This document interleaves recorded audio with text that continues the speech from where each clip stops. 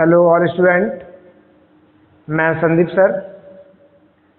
आज की क्लास में आप क्लास 10th का चैप्टर नंबर 15 पढ़ेंगे, प्रायिकता। और इस लेक्चर में मैं आपको प्रायिकता के सारे कॉन्सेप्ट बताऊंगा जो क्लास 10th लेवल तक हैं। माने आज की ही क्लास में आप चैप्टर 15 अपना कंप्लीट कर लेंगे और अगले लेक्चर में हम लोग एक्सरसाइज करेंगे एनसीईआरटी बुक से। तो आप देखते हैं प्रायिकता क्या है। कॉन्सेप्ट है प्रायिकता, प्रोबेबिलिटी बोलते हैं इसे। तो सबसे फर्स्ट क्वेश्चन हमारा कि प्रायिकता क्या है। प्रायिकता क्या है, व्हाट इज द प्रोबेबिलिटी। आप सुनते हैं जब हम कोई भी काम करते हैं तो काम में सफल होने और असफल होने की जो संभावना होती है वो लगभग 50-50% होती है। जब आप मैच खेलते हैं तो आप जीत भी सकते हैं, आप हार भी सकते हैं, है ना। तो आज के समय में दुनिया में किसी भी काम को जब हम करने जाते हैं तो उसकी संभावना होती है कि आप पास होंगे या फेल होंगे, वो भी एक संभावना है। आपके बोर्ड एग्जाम इस साल होंगे या ना होंगे, ये भी एक संभावना है ना। कोरोना से पेशेंट एक्सपायर हो जाएगा या नहीं हो जाएगा, ये भी एक संभावना है। तो वैसे ही हम पढ़ते हैं संभावना के बारे में, प्रायिकता के बारे में। देखते हैं डीपली क्या है प्रायिकता। तो प्रायिकता जो है एक प्रकार की संभावना है और इस संभावना को खोजने का प्रयास करते हैं। समझेंगे कैसे। प्रायिकता के कॉन्सेप्ट में बता रहा हूं आपको। कॉन्सेप्ट नंबर 1, सिक्के की प्रायिकता। सिक्के की प्रायिकता, जो सिक्का हम उछालते हैं उस सिक्के की प्रायिकता क्या होती है। आप समझे कॉन्सेप्ट को कि जो सिक्का होता है उस सिक्के की प्रायिकता क्या है। अब ये डिपेंड करता है 3 केसों पर कि सिक्के को एक बार उछाला जाए, सिक्का एक बार उछाला जाए, अलग कॉन्सेप्ट है। अगर आप सिक्के को 2 बार उछालेंगे तो कॉन्सेप्ट अलग हो जाएगा। अगर 3 बार आप सिक्के को उछालते हैं तो ये कॉन्सेप्ट आपका अलग हो जाएगा। समझे कैसे। अगर आप सिक्का को एक बार उछालते हैं, एक बार, केस नंबर फर्स्ट है। केस नंबर फर्स्ट, जब सिक्का केवल एक बार उछाला जाता है, केवल एक बार उछाला जाता है। अगर आप किसी भी सिक्के को एक बार उछालते हैं तो क्या घटनाएं होती हैं। घटनाएं जो होती हैं इसमें वो 2 घटनाएं होती हैं, या तो टेल होगा या हेड होगा। या तो सिक्के पर टेल आएगा या सिक्के पर हेड आएगा। जब आप मैच खेलने जाते हैं ना तो मैच से पहले भी सिक्का उछाला जाता है। तो आपको पता होना चाहिए कि जब हम सिक्के को उछालते हैं तो 50% चांस होते हैं जीतने के और 50% ही हारने के होते हैं। माने हेड आने का भी उतना ही चांस होता है जितना ही टेल आने का चांस होता है। हमसे पूछा जाए इसमें कि टेल आने की प्रायिकता क्या है। टेल आने की प्रायिकता क्या है। टेल आने की प्रायिकता, अभी आप देख पा रहे होंगे कि कुल घटनाएं 2 हैं। कुल घटनाएं कितनी है, 2। और टेल कितनी बार आया उसमें से, टेल कितनी बार आया है, 1 बार। करेक्ट, टेल आया आपका 1 बार और कुल घटना आपकी 2। तो प्रायिकता हो गई 1/2। प्रायिकता का मान कभी भी 1 से बड़ा नहीं होता है। प्रायिकता का मान कभी भी 1 से बड़ा नहीं होता है, ये रेशियो वाला फंक्शन है। तो इसकी प्रायिकता आ गई 1/2। अब हेड आने की प्रायिकता क्या है। हेड आने की प्रायिकता, तो अब क्या बताएंगे। हेड भी 1 ही बार आया है और कुल घटना कितनी है आपके पास, 2। कुल घटना आपके पास है 2 और हेड भी आया 1 बार। तो जब आप 1 बार किसी भी सिक्के को उछालेंगे तो यही घटनाएं होंगी। हेड आने की प्रायिकता भी 1/2 होगी और टेल आने की प्रायिकता भी 1/2 होगी। तो ये तब होता है जब सिक्का 1 बार उछाला जाए। ये कॉन्सेप्ट कब अप्लाई होता है, जब सिक्का 1 बार उछाला जाए। अब देखते हैं केस नंबर 2, जब सिक्के को 2 बार उछाला जाए। जब सिक्के को 2 बार उछाला जाए। और अगला कॉन्सेप्ट उनके बेटा क्या पढ़ रहे हैं, जब सिक्के को 2 बार उछाला जाए। अगर आप एक सिक्के को 2 बार उछालते हैं, अगर आप एक सिक्के को 2 बार उछालते हैं तो कुल घटनाएं कितनी हैं देखते हैं। ऐसा करने से कुल घटनाएं क्या आएंगी, कुल घटनाएं। ऐसा करने पर कुल जो घटनाएं होती हैं वो 4 होती हैं। टेल हो सकता है, हेड हेड हो सकता है, टेल हेड हो सकता है और हेड टेल हो सकता है। तो कुल घटनाएं कितनी हो गई? 4। ऐसा करने पर कुल घटनाएं होती हैं 4। माने जब हम एक सिक्के को 2 बार उछालते हैं तो कुल घटनाएं हमारे पास निकल के आती हैं 4। Tail tail, head head, tail head और हेड हेड। अगर आपसे पूछ लिया जाए इसमें कि टेल टेल आने की प्रायिकता क्या है, टेल टेल आने की प्रायिकता क्या है, तो आप आंसर क्या देंगे बताएं? अगर आपसे क्वेश्चन पूछा जाता है कि टेल टेल आने की प्रायिकता क्या है, तो आप अपना आंसर क्या देंगे इसमें? करेक्ट आंसर है आपका कि टेल घटना कितने बार आई है? 1 बार। तो ये 1 और कुल घटना मेरे पास कितनी है? 4। तो इस सवाल का करेक्ट आंसर हो गया 1/4। इस सवाल का करेक्ट आंसर आपका हो गया 1/4। अगर आपसे पूछा जाए कि हेड हेड आने की प्रायिकता क्या है, तब भी यही रहेगा 1/4, क्योंकि हेड हेड भी एक ही बार आया है 4 चांसों में से 1/4। अगर आपसे पूछा जाए कि हेड टेल आने की प्रायिकता क्या है, बताएं विद्यार्थी में कि हेड और टेल आने की प्रायिकता क्या है इसमें। अब ये देखेंगे हेड टेल कितने बार आया, आपको ये नहीं देखना हेड आ गया है पीछे है, इसमें आपको कॉन्सेप्ट में ये देखना है कि हेड और टेल साथ साथ कितने बार आए। तो आप देख पा रहे होंगे इसमें कि हेड और वो हेड टेल, टेल हेड, ये 2 घटनाएं हुई हैं। कितनी घटनाएं हुई? 2। तो इसकी प्रायिकता हो जाएगी आपकी 2/4 मीन्स 1/2। अगर आप एक सिक्के को 2 बार उछालेंगे तो ये कंडीशन आपकी अप्लाई होगी केस नंबर 2। आगे देखते हैं आप केस नंबर 3, इसी कॉन्सेप्ट का केस नंबर 3। जब एक सिक्के को 3 बार उछाला जाए, 3 बार उछाला जाए। अगर आप एक सिक्के को 3 बार उछालते हैं, अगर आप एक सिक्के को 3 बार उछालते हैं तो क्या होगा? तो कुल घटनाएं क्या निकलेंगी इसकी? कुल घटनाएं सूत्र है 2 की पावर n। आपने कितने बार उछाला है? 3 बार, 3 बार। तो ये हो जाएगा 2 की पावर 3। तो 2 इंटू 2 इंटू 2, आंसर आ गया 8। माने कुल घटनाएं हो गई इसकी 8। इसमें हो जाएंगे 2 की पावर 2 4, इसमें 2 की पावर 1 तो 2 हो जाएंगी। तो कुल घटनाएं आपकी कितनी निकल के आई? 2 की पावर 3 = 8। अब ये घटनाएं कौन सी होंगी? घटनाएं अगर आप लिखेंगे तो ये घटनाएं हैं कौन सी? ये घटनाएं हैं tail tail tail, head head head, tail tail head, tail head tail और head tail tail, head head tail, head tail head और टेल हेड हेड। ये कुल घटनाएं आपके पास आ गई 8। जब आप एक सिक्के को 3 बार उछालते हैं, 3 बार उछालते हैं तो कुल घटनाएं जो होती हैं वो 2 की पावर n होती हैं, अर्थात कुल घटनाएं आपकी निकल के आएंगी 8। वो 8 घटनाएं आपकी ये लिखी हैं। अब आपसे पूछ लिया जाए कि टेल टेल टेल आने की प्रायिकता क्या है? टेल टेल टेल आने की प्रायिकता, टेल टेल टेल आने की प्रायिकता। तो कुल घटनाएं कितनी है? 8। और कितने बार ऐसा हुआ कि टेल टेल टेल आया? इन 8 घटनाओं में से ऐसा कितने बार हुआ कि तीनों पर ही सेम अंक प्राप्त हुआ, टेल टेल टेल? तो ये 1 बार हुआ है केवल। तो आंसर हो गया 1/8। इसकी प्रायिकता हुई आपकी 1/8। अगर आपसे पूछ लिया जाए कि हेड हेड हेड आने की प्रायिकता क्या है, तो हेड हेड हेड भी 1 बार आया है, टोटल 8 घटनाओं में आपके। तो ये आंसर हो जाएगा आपका 1/8। आपसे पूछ लिया जाए कि हेड हेड टेल आने की प्रायिकता क्या है, ऐसा कितने बार हुआ कि 2 हेड 1 टेल आई? ऐसा कितने बार हुआ कि 2 हेड और 1 टेल आया?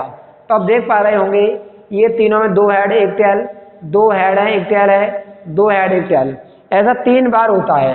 तो प्रायिकता हो जाएगी इसकी 3/8।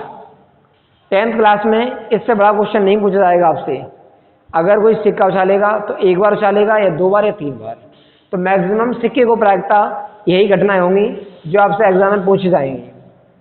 अब आप देखेंगे कॉन्सेप्ट नंबर 2, कॉन्सेप्ट नंबर 2 ये आप सीख चुके हैं रुपए की प्रायिकता, सिक्के की प्रायिकता।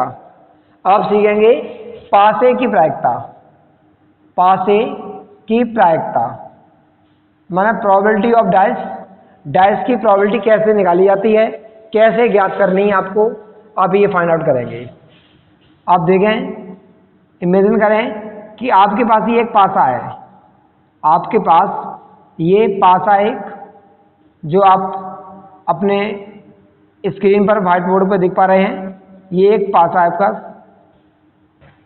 इस पर डिजिट हैं ये 1 2 3 4 5 और 6। तो पासे में कुल अंक कितने होते हैं, पासे में कुल अंक होते हैं 6। 1 से लेके 6 तक पासे में कुल अंक लेके जाते हैं, 1 to 6। तो आपसे पूछा है कुल अंक, कुल अंक, तो कुल अंक है इसमें 6। अब ये 6 कौन से हैं, 1, 2, 3, 4, 5, 6। ये पासे के अंक हैं जो पासे पर अंकित किए गए हैं। आपसे पूछ रहा है कि एक अंक आने की प्रायिकता। बोल दिया क्वेश्चन कि एक पासे को एक बार उछाला गया, एक पासे को एक बार उछाला गया, तो उस पर एक अंक आने की प्रायिकता क्या है, तो उस पर एक अंक आने की प्रायिकता क्या है। तो आप देख पा रहे होंगे कि कुल घटनाएं हो गई 6, और इन 6 घटनाओं में से केवल एक बार ही आया है, तो प्रायिकता हुई इसकी 1/6। प्रायिकता नहीं होगी इसकी, पता विद्यार्थी हो, इसकी प्रायिकता नहीं है 1/6। किसी को कोई डाउट अभी तक, कोई डाउट हो खुल के पूछे एकदम, नो हेजिटेशन। एक कहावत है कि अगर आप छोटे छोटे डाउट इकट्ठे करते रहेंगे तो आपके बड़े डाउट बन जाएंगे, आपको कुछ क्लियर नहीं हो पाएगा फिर आगे। तो अगर आपको कोई प्रॉब्लम है तुरंत हमें बताएं और आपको मैं प्रॉब्लम को सॉल्व करूं उसे। अब आपको ये क्लियर हो गया कि एक अंक आने की प्रायिकता कितनी है, 1/6 है। इसी प्रकार अगर आप 2 अंक चेक करेंगे तो 2 अंकों की प्रायिकता भी हो जाएगी 1/6, क्योंकि 2 अंक भी एक बार आया है। ये मतलब 2 अंक है वो, ये देखो आया कितने बार है, 2 अंक भी एक ही बार आया है। अगर आप 3 अंक की देखेंगे तो ये भी 1/6, 4 अंक की, 5 अंक की बताया कितनी हो गई, 6 अंक की। गुड, 1/6 ये सभी का आंसर है, राइट आंसर। तो सभी अंकों की प्रायिकता कितनी हो जाएगी, 1/6। माने इस क्वेश्चन के अंदर 1 से लेकर 6 तक जितने भी अंक हैं, इन सभी की जो प्रायिकता है, इन सभी की जो प्रोबेबिलिटी है वो 1/6 ही है। अगर इसी क्वेश्चन के अंदर मैं आपसे ये पूछ रहा हूं कि सम अंक आने की प्रायिकता, सम अंक आने की प्रायिकता क्या है, सम अंक आने की प्रायिकता, सम अंक आने की प्रोबेबिलिटी क्या है। तो आप देख पा रहे होंगे इसमें कितने अंक समय बेटा, इवन नंबर कितने हैं इसमें, बताएं सही विद्यार्थी बताएं कि इसमें इवन नंबर कितने हैं। मैं सुन रहा हूं, देख रहा हूं आपको कि आप मन मन में सोच रहे हैं कि मैं क्या बताऊं मैं, तो आपको ये बताना है जस्ट नाउ कि इसमें कितने नंबर इवन है। ओके गुड, 3 नंबर इवन है, 2, 4 और 6। तो ये इवन संख्या हो गई 3 और बटे कुल हो 6, तो आंसर आ गया 1/2। अगर आपसे पूछा जाए कि विषम अंक आने की प्रायिकता, विषम अंक आने की प्रायिकता क्या है, विषम अंक जो आप निकालते हैं इसमें कितनी प्रायिकता, प्रोबेबिलिटी क्या है इसकी। तो विषम अंक कितने हैं आपके इस पासे में, विषम अंक भी आपके 3 हैं, एक 1, एक 3 और एक 5। तो इसकी प्रायिकता हो जाएगी 3/6 = 1/2। तो आप देख पा रहे होंगे कि जब पासे को एक बार उछाला जाए तो अंकों की आने की प्रायिकता ये होती है, सम अंक की आने की प्रायिकता ये, विषम अंक की आने की प्रायिकता ये। हो सकता है आपसे पूछ लें कि 2 से बड़े अंक आने की प्रायिकता, 2 से बड़े अंक आने की प्रायिकता क्या है। अगर आपसे ये 2 से बड़े अंक आने की प्रायिकता पता कर रहा है तो आप हमें ये बताएं पासे को देखकर कि पासे में ऐसी कितनी संख्याएं हैं जो 2 से बड़ी होती हैं, पासे में ऐसी कितनी संख्याएं हैं जो 2 से बड़ी होती हैं। तो आप देख पा रहे होंगे 3, 4, 5 और 6, मानी 4 अंक होते हैं जो 2 से बड़े होते हैं पासे में। तो 4 अंक ऊपर आएंगे और कुल अंक नीचे, तो आपका आंसर हो गया 4/6।